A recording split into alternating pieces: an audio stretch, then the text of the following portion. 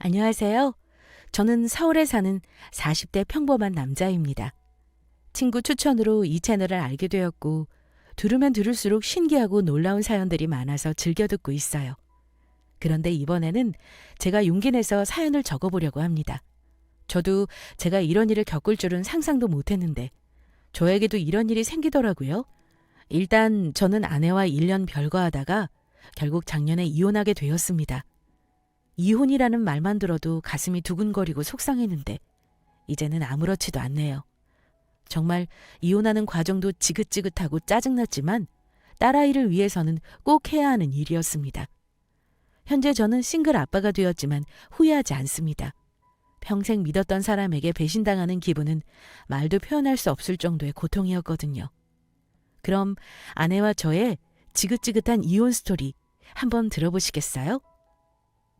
일단 저는 꽤 이름 있는 가구 매장 서울 본사에서 일하고 있습니다. 맞춤 가구 제작이라 처음부터 끝까지 책임지고 만들어주는 총괄 매니저 일을 하고 있어요. 이 일을 한 지는 이제 10년 차가 넘어가고 있습니다. 다행히 어렸을 때부터 줄곧 꿈이었고 가구를 만들고 조립하는 것에 흥미를 느꼈기 때문에 일이 아니라 취미 생활을 하듯이 돈을 벌고 있어요. 게다가 회사 직장 동료들과도 마음이 잘 통해서 즐겁게 일하고 있습니다. 게다가 직장 동료들과 부부 동반으로 가끔 만나서 놀러 다니기도 합니다.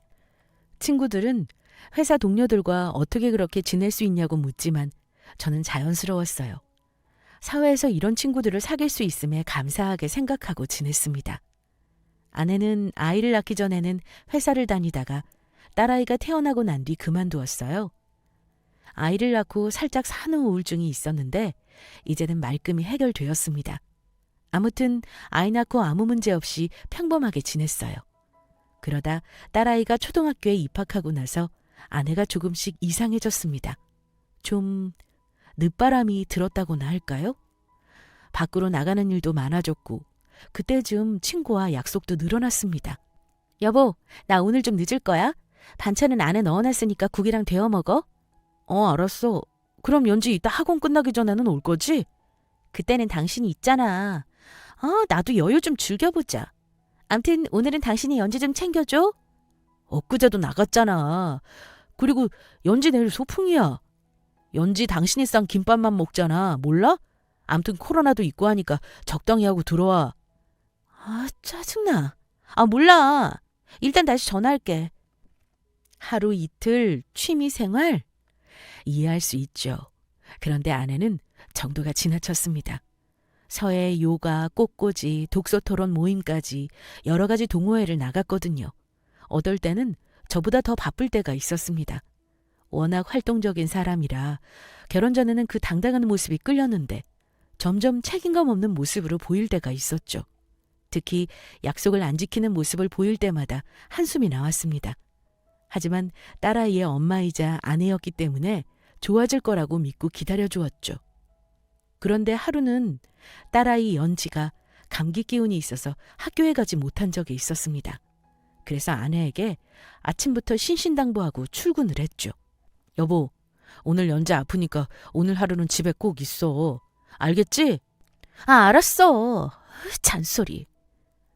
그런데 결국 그날도 아내는 저녁 요가 수업에 다녀오겠다고 하면서 일방적인 통보 문자를 보냈고 저의 퇴근 시간에 맞춰 또 집을 나갔습니다.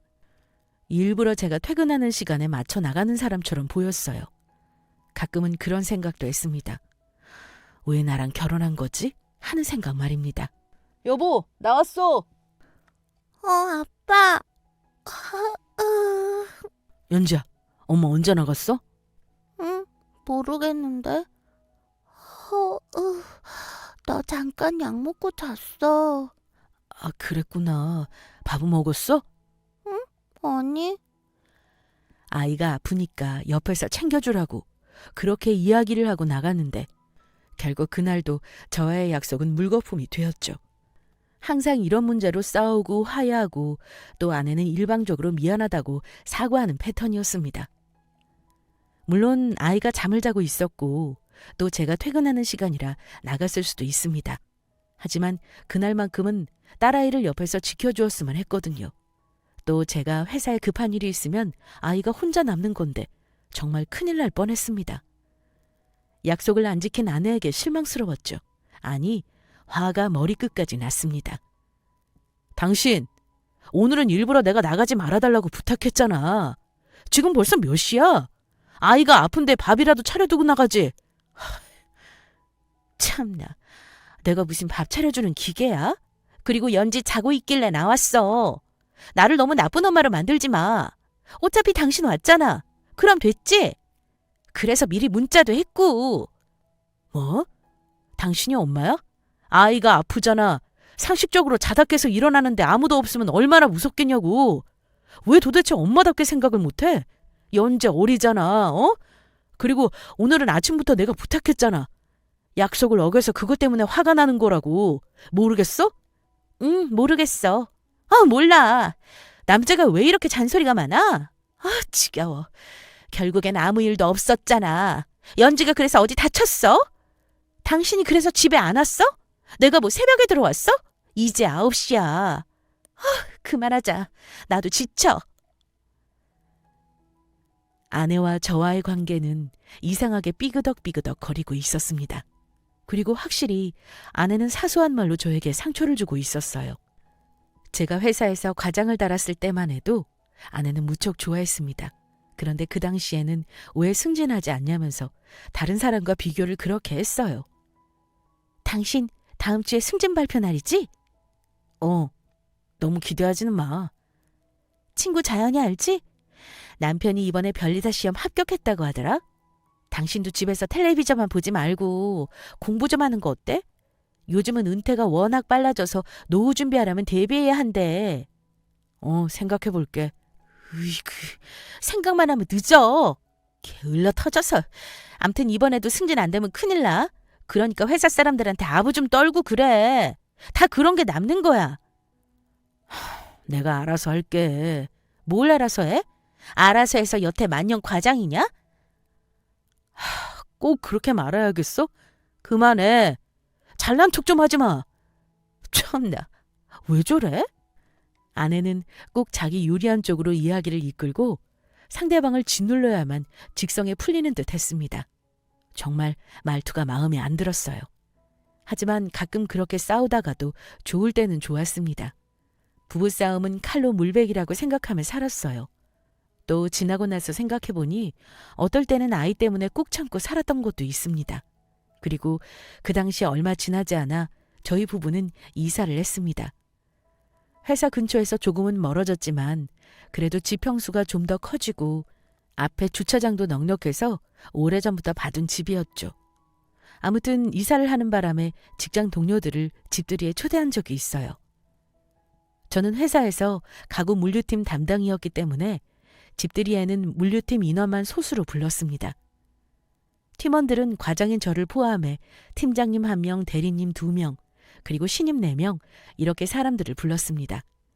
인테리어를 제대로 하고 들어간 집이라서 사람들에게 자랑하고 싶은 마음도 있었죠. 우와! 진짜 이쁘네요. 과장님, 아니 집이 완전 궁궐 같아요. 그래? 다행이다. 돈 좀 썼어. 아참, 우리 아내야 인사해. 그리고 여기는 우리 회사 물류팀 동료들. 여기는 양준호 팀장님, 그리고 이민기 대리, 김현지 대리, 그리고 여기는 우리 정미 씨, 사랑 씨, 호석 씨, 영석 씨. 안녕하세요. 아내 이미정입니다. 말씀 많이 들었어요. 어서 앉으세요. 배고프시죠? 아내는 워낙 음식 솜씨가 좋았고 덕분에 동료들은 맛있게 먹었습니다. 다 먹고 동료들과 거실에서 보드게임을 즐겼죠. 그런데 한창 놀다 보니 양 팀장님이 안 보였습니다. 팀장님 어디 가셨지? 순간 자리에 있던 팀장님이 안 계셔서 부엌을 돌아봤더니 글쎄 아내와 설거지를 하고 있더라고요. 저는 제 눈을 의심했습니다. 워낙 다정하고 오지랖 넓은 분이라 아내를 도와주러 갔다고 생각했죠. 아이고 팀장님 뭐 하세요? 아내가 워낙 꼼꼼한 사람이라 바로바로 치우는 걸 좋아해서 그래요. 놔두세요. 제가 이따가 도울게요. 여보도 그만하고 어서 와. 김 과장, 아내 평소에 안 도와줘? 네? 무슨 말씀을. 저 많이 도와줍니다. 어머, 이인은 퇴근하고 들어오면 자기 방에 쏙 들어가서 게임하기 바빠요. 당신 지금 팀장님 앞이라고 거짓말하는 거야? 팀장님처럼 이렇게 아내 잘 도와주는 남편이 있으면 얼마나 좋을까? 아무튼 다들 거실에서 편하게 계세요. 맥주랑 안주 좀 만들어서 나갈게요. 물론 아내가 농담으로 한 말이겠지만 기분이 순간 나쁘더라고요. 비교하는 것 같았습니다. 그리고 팀장님도 좀 그날따라 오버한다는 생각을 속으로 했습니다. 그리고 그날 집들이는 그렇게 마무리되었죠. 사실 회사 상사 양 팀장님에 대해서 말을 하자면 할 말이 많습니다. 일단 45살이 넘어가는데 아직까지 결혼을 안 했어요. 외모도 동안이고 사람도 꽤 괜찮은데 이상하게 결혼할 여자는 못 찾았다고 했습니다. 하루는 팀장님, 소개팅 안 받으실래요? 김 과장 주변에 소개시켜줄 사람은 있고? 아이, 팀장님, 저 너무 무시하시네. 아내 친구들 몇 명 아직 혼자인 사람들이 있어요. 어때요? 관심 있으세요? 됐어, 난 결혼 생각 없어. 하더라도 평생 연애만 하고 싶어. 근데 여자들은 꼭 연애만 하면 결국 마지막엔 결혼이잖아? 그래서 난 그냥 평생 이렇게 강아지랑 살려고. 회사에서 양 팀장님은 유명한 비혼주의자였습니다. 그런데 연애에 관심 없는 것 치고는 좀 이상하게 여자 직원들과 친하게 지냈어요. 회사 탕비실에 우연히 들어가 보면 항상 여자 직원들과 이야기하고 있고 심지어 주말에도 가끔 만났습니다. 그리고 여자 신입 직원이라도 들어오면 유독 티나게 챙겼죠. 가끔 그렇게 친하게 지내다가 여자 동료들이 팀장님에게 고백한 적이 있는데 절대로 사귀거나 고백을 받아주지는 않았습니다. 한마디로 빈틈이 없는 분이라고 소문이 날 정도였으니까요. 눈이 높은 것 같으면서도 알 수 없는 요상한 분이셨습니다. 그런데 의리 하나는 최고인 사람이었습니다. 제가 회사에서 큰 실수를 한 적이 있는데 양 팀장님은 그럴 때마다 제 실수를 덮어주기 위해 나서서 해결해 준 적도 많았어요. 그리고 힘든 일이 있거나 아내와 싸운 날이면 항상 옆에서 위로의 말도 해주는 고마운 형 같은 존재였습니다. 외동아들로 자랐고 형제가 없어서 그런 마음이 뭔지 아예 알지 못했는데 만약 형이 있다면 이렇겠구나 생각할 정도로 따뜻한 분이셨죠. 직장 생활하면서 사회에서 이렇게 마음에 맞는 사람을 만나기 어려운데 정말 다행이라고 생각했죠. 그런데 얼마 후 회사에서 양 팀장님이 진지하게 할 말이 있다면서 따로 부르더라고요. 김 과장, 다름이 아니라 우리가 부산 쪽에서 가구 좀 오픈하려고 했던 거 알지? 코로나 때문에 갑자기 중단된 거. 아, 네. 기억나요. 거기 김 과장이 6개월만 내려가 줄 수 있을까? 아, 갑자기요? 거기 오픈 확장된 건가요? 아니, 아직 확정은 아니야. 그래서 김 과장한테 부탁하는 거야. 사전조사도 해야 하고 할 일이 많아.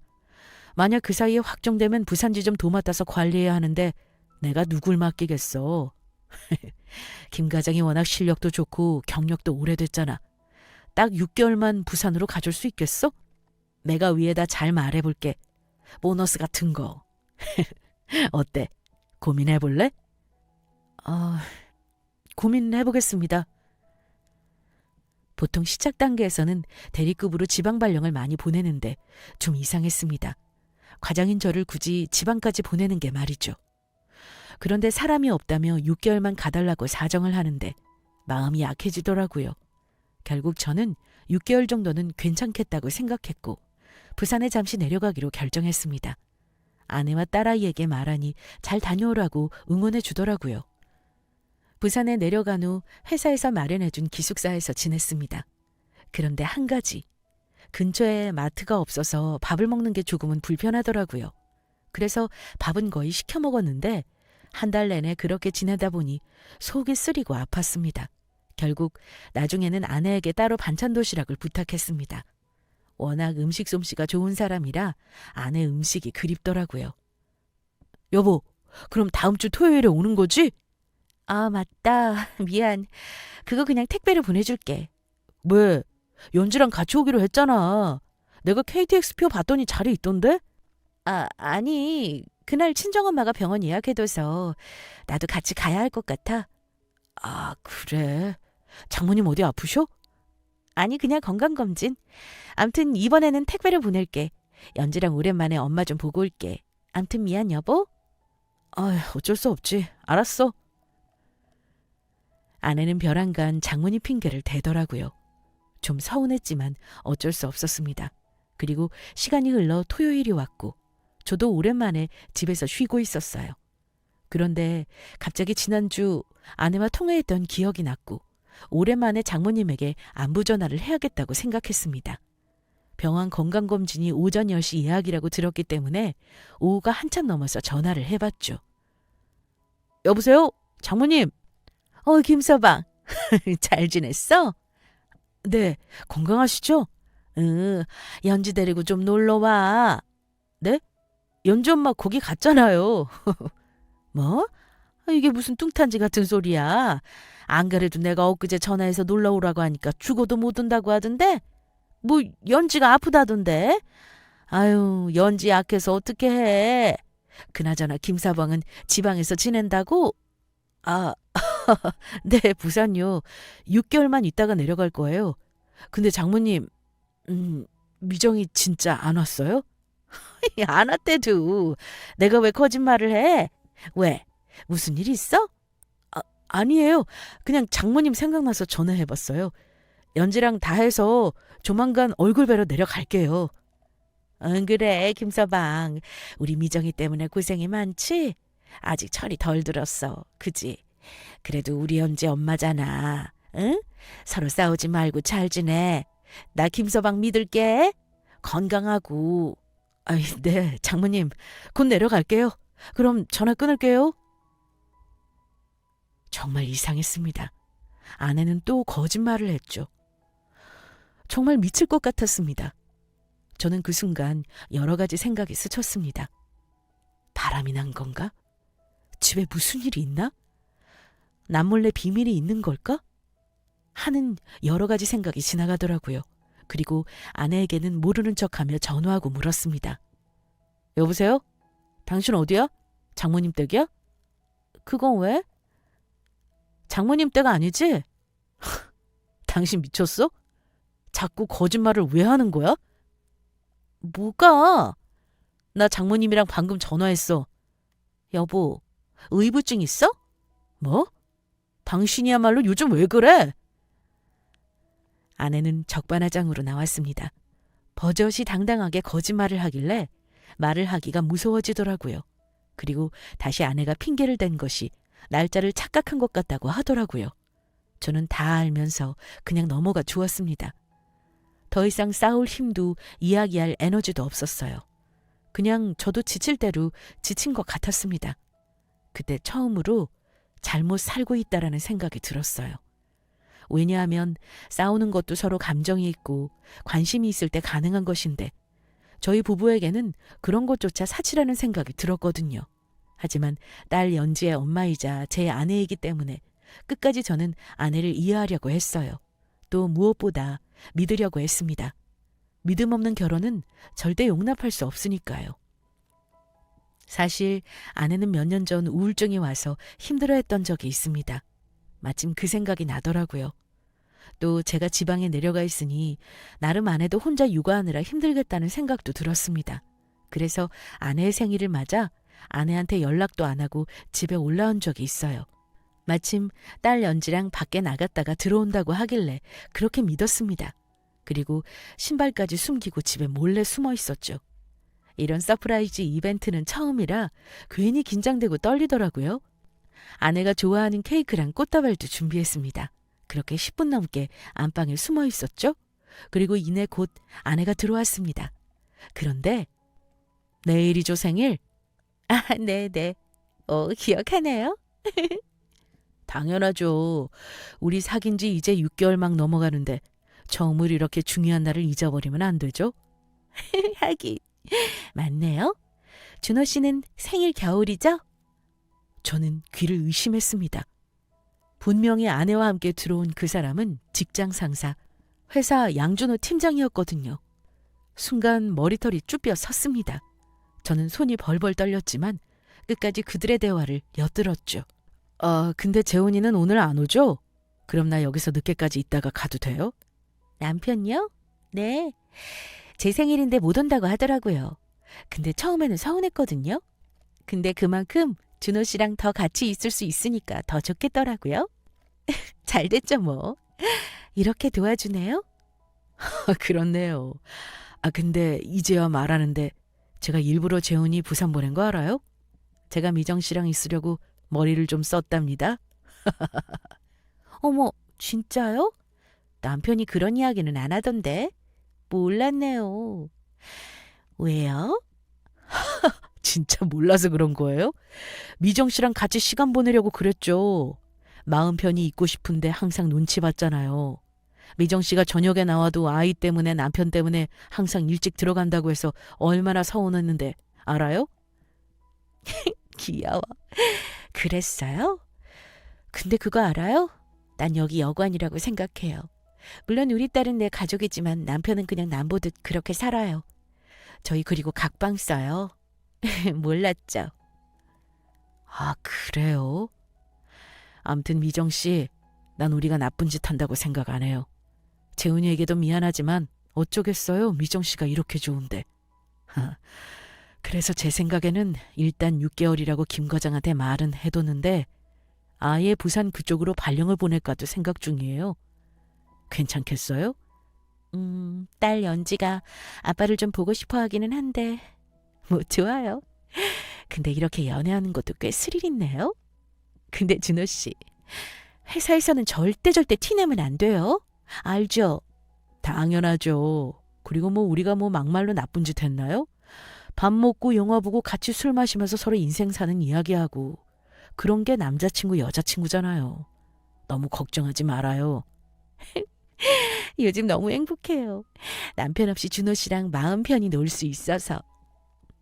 저도 마찬가지예요. 고마워요. 참, 식당 예약했는데 늦겠어요. 미정 씨 생일이라서 좋은 곳으로 예약했어요. 어서 가요. 진짜요? 좋아요. 저는 두 눈으로 그들의 미친 짓을 목격했습니다. 서로 좋아서 안달이 났더라고요.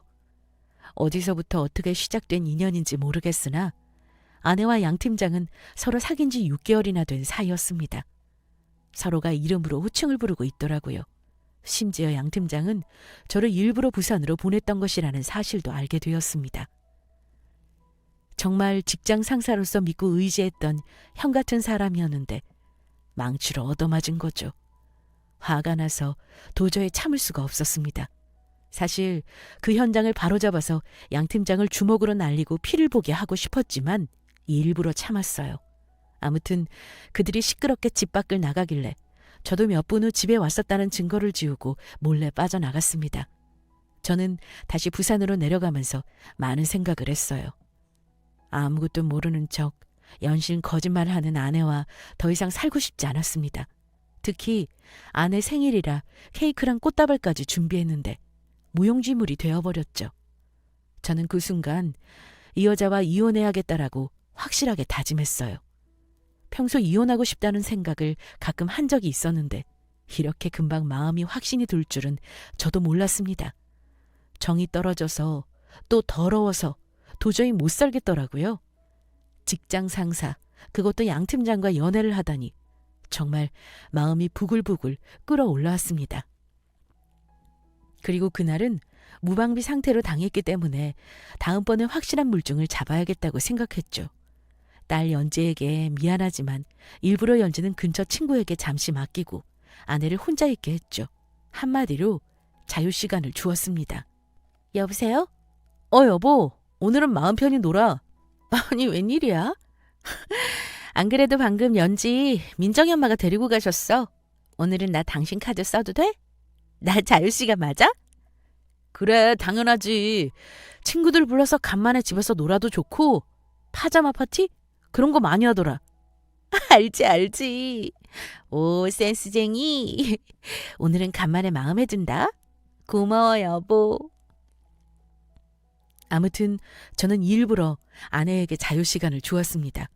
분명 그 틈을 타서 아내는 그 상간남을 만날 게 뻔했으니까요. 그리고 저는 주말 새벽에 미리 집에 올라왔고 주차장에서 아내가 자동차를 가지고 잠시 나간 사이 집안 곳곳에 녹음기와 카메라를 설치했습니다. 안방 그리고 거실까지 확실하게 안 보이게 숨겼죠. 이렇게까지 해야 하나 싶었지만 어쩔 수 없었습니다. 그리고 몰래 주차장에 내려와 숨어서 기다렸죠. 1시간 뒤 아니나 다를까 양 팀장과 아내는 마트에 다녀왔는지 장을 봐서 올라가더라고요. 딱 걸린 거죠. 아마 집에서 요리라도 해서 먹으려고 하는 것 같았습니다. 버젓이 딸 연지가 없으니까 저렇게 다른 남자와 그것도 우리 집에 올라가는 아내 얼굴을 보니 더 이상 사람으로 보이지 않았어요. 그냥 짐승처럼 보였습니다. 그리고 그날 결국 양 팀장은 집에서 나오지 않았어요. 저는 다음 주말에 다시 집에 올라와 CCTV를 몰래 꺼냈고 드디어 영상을 확인했습니다. 영상을 보자마자 토가 나올 것 같았어요. 차마 글로 표현할 수 없을 정도의 모욕감을 느꼈고 그들은 거의 부부처럼 생활하고 있었어요. 그리고 아내가 잠깐 나간 사이 집안에 있는 증거들을 모았죠. 그 남자와 봤던 영화 티켓과 식당 영수증 그리고 선물 받은 물건들까지 모두 집에 그대로 남아 있었습니다. 아무래도 제가 지방에 살다 보니 편하게 생각한 것 같더라고요. 증거가 될 만한 것들이 집안에 가득했습니다. 그리고 얼마 후 오랜만에 회사에 전체 회의를 하러 갔다가 양 팀장과 직장 동료들을 만난 적이 있습니다. 그때도 양 팀장에게 슬쩍 아내 이야기를 떠봤죠. 양 팀장님은 결혼 안 해요? 내가 무슨 연애도 아직 못하는데. 그나저나 김 과장은 부산 어때? 살만하지? 왜요? 아예 부산으로 발령 보내시게요? 아니야. 어떤가 해서. 팀장님은 저희 와이프 같은 스타일은 어떠세요? 키 작고 귀여운 스타일이잖아요, 우리 아내. 그때 집들이 때 보셨잖아요. 갑자기? 내가 김 과장 아내를 생각할 이유가 있어? 귀엽지. 이쁘시지. 그때 보니까 음식도 잘하시고 결혼 잘했더라. 그러게요. 저는요, 결혼을 정말 잘한 것 같아요. 아내가 저만 바라보거든요. 그래. 그러니까 있을 때 잘해. 정말 좋은 분 같더라.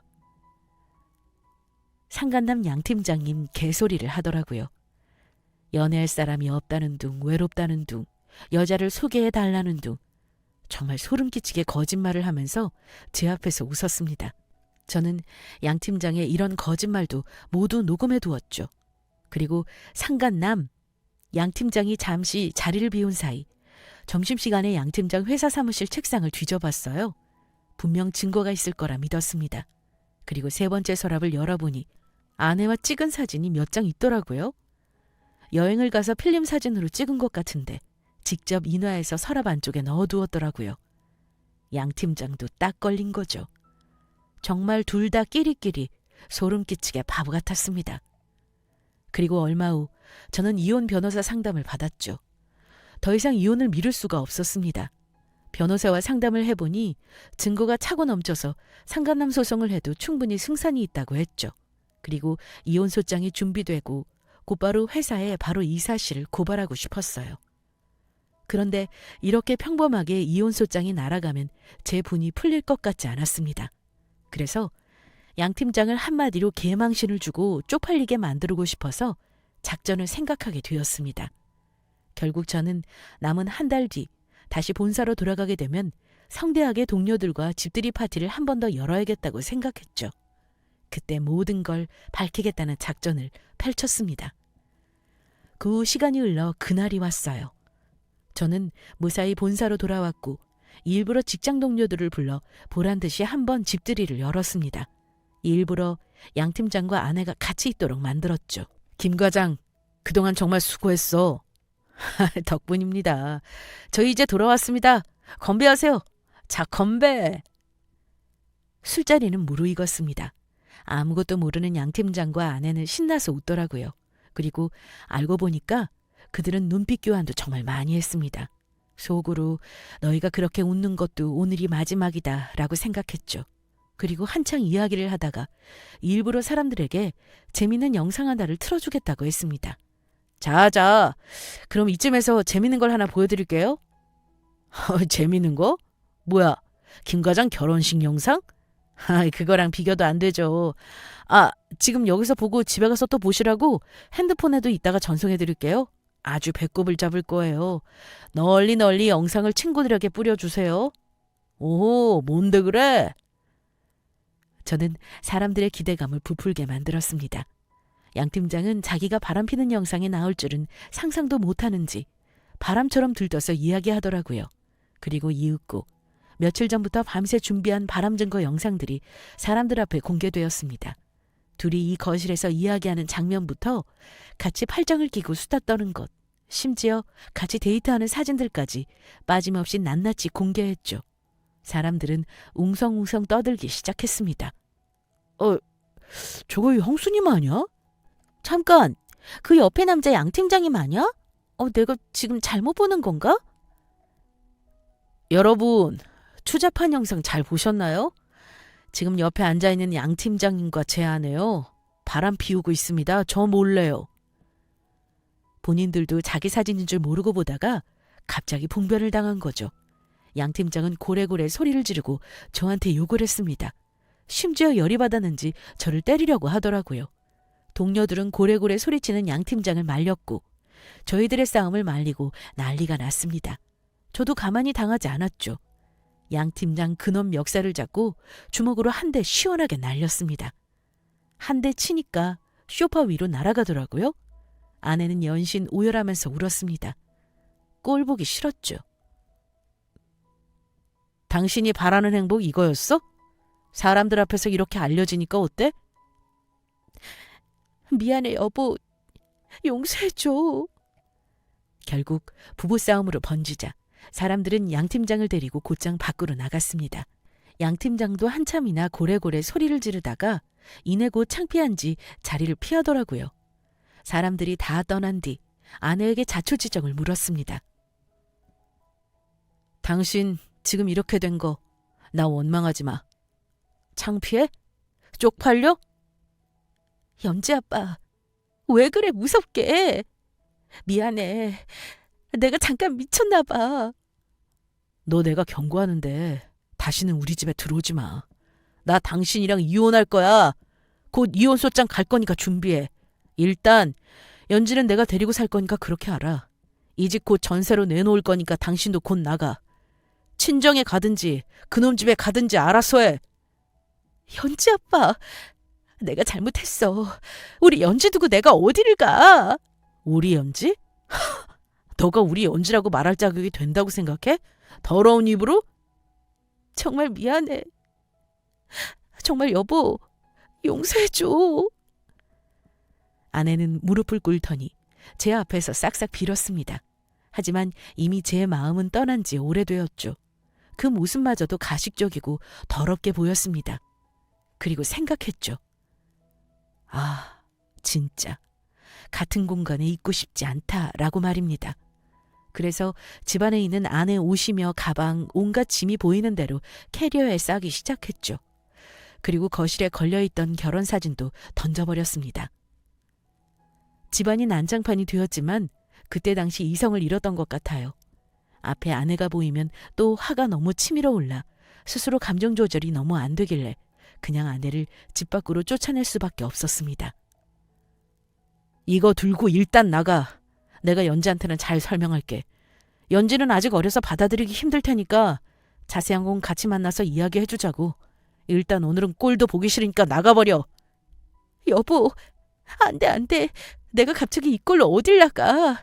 엄마들 사이에 소문나면 어떡해, 어? 그 와중에도 자기 생각만 했습니다. 그동안 어떻게 이 여자와 살았는지 스스로가 대단해 보였어요. 아무튼 그날 이후 아내는 친정으로 나갔고 저와 별거를 시작하게 되었습니다. 그리고 그날 이후 이 사실이 퍼졌더라고요. 그 문제의 영상도 말입니다. 양 팀장은 쪽팔린 지 일주일 휴가를 썼더라고요. 당연히 그래야죠. 그리고 회사에 너무 소문이 퍼지자 사장님도 더 이상 버티지 못하고 양 팀장을 잘랐습니다. 양 팀장도 사직서를 들고 회사를 한번 찾아왔습니다. 하지만 저는 개무시하면서 제 할 일만 했죠. 그런데 양 팀장이 저한테 찾아와서는 사과를 하면서 그동안의 일을 설명해 주었습니다. 김 과장, 미안하다. 저한테 말 걸지 마세요. 재수 씨랑 나 대학교 때 만난 사이야. 내가 말은 안 했지만 김 과장 과장 달기 전에 대리 달았을 때 기억나? 그때도 집에 갔었잖아. 승진 파티 한다고. 그때 보고 나도 깜짝 놀랐어. 근데 나 정말 진심이었어. 저기요. 상간남 소송할 거니까 준비나 하세요. 난 이제 그 여자가 누굴 만나고 돌아다니는지 관심이 없어요. 나 한 대 쳐라. 더럽게 제가 왜 당신 몸에 손을 댑니까? 그냥 썩 꺼지세요. 결국 저는 철저하게 양 팀장을 끝까지 개무시했습니다. 정말이지 아무 생각도 안 들더라고요. 미움도 화도 서글픔도 아무 생각도 들지 않았습니다. 너무 큰 충격을 받아서 그런 것 같더라고요. 그날 이후 저는 이혼 준비를 끝마쳤고 상간난 소송도 같이 준비했습니다. 가장 걱정이었던 딸아이 연지에게도 모든 상황을 솔직하게 이야기했습니다. 처음에는 아이도 받아들이기 힘들어했지만 이제는 어른스럽게 받아들입니다. 마음이 아프지만 어쩔 수 없죠. 싱글 아빠로 살아간다는 게 아직도 가끔은 이렇게 사는 게 맞는 걸까 싶지만 후회하지는 않아요. 먼 훗날 아이가 크면 아빠 엄마의 마음을 이해해 주리라 생각합니다. 그리고 다행히 얼마 전 저는 상간남 소송까지 해서 깔끔하게 위자료도 다 받아냈어요. 당연히 아내는 끝까지 봐달라고 했지만 저는 받을 것 다 받고 미련 없이 끝을 냈습니다. 이혼이라는 게 정말 사람을 힘들게 하더라고요. 거의 한 1년은 페인처럼 지낸 것 같습니다. 회사에서 쥐 죽은 듯 일만 했고 집에 와서는 아이를 안고 엉엉 울었던 날도 많았네요. 지나고 보니 추억이 되었지만 말입니다. 지금은 그때 트라우마로 여자를 만나기가 두렵습니다. 그리고 어느 날부터 숨이 차고 뭔가 죽을 것 같은 기분이 들더라고요. 한 달이 넘게 그 상태가 지속되길래 병원에 찾아갔더니 트라우마로 인한 공황장애라고 했습니다.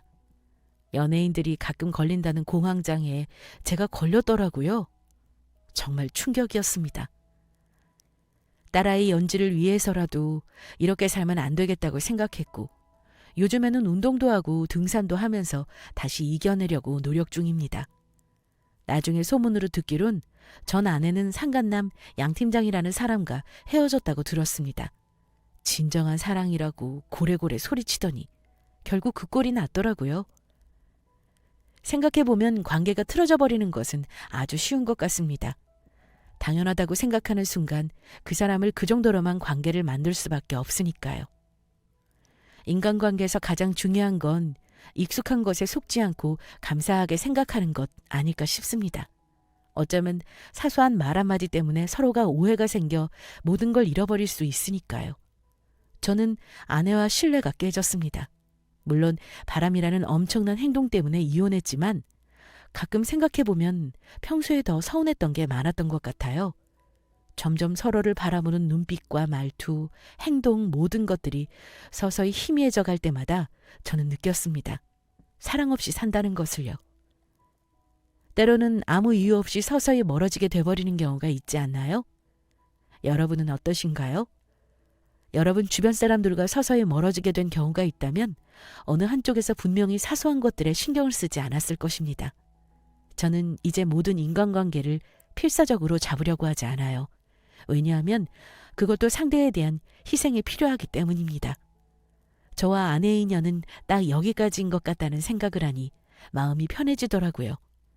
이제 남은 인생은 딸아이와 함께 행복하게 지내고 싶습니다. 여러분도 주변의 소중한 사람들과의 인연 잘 지켜나가세요. 그리고 후회 없는 사랑을 하시길 바랍니다. 그럼 지금까지 이야기 들어주셔서 감사합니다.